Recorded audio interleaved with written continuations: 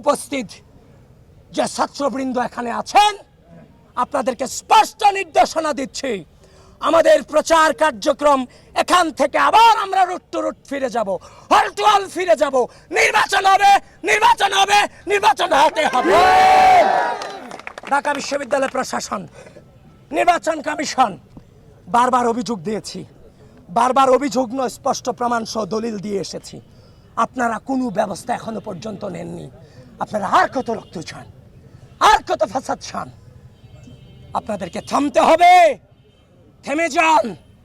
ঢাকা বিশ্ববিদ্যালয়ের শিক্ষার্থীরা, গোটা বাংলাদেশের শিক্ষার্থীরা তাদের রক্তের উপর দিয়ে আপনাদেরকে ভিসি বানিয়েছে, আপনাদেরকে প্রক্টর বানিয়েছে, আপনাদেরকে বিভিন্ন হলের প্রভোস্ট বানিয়েছে।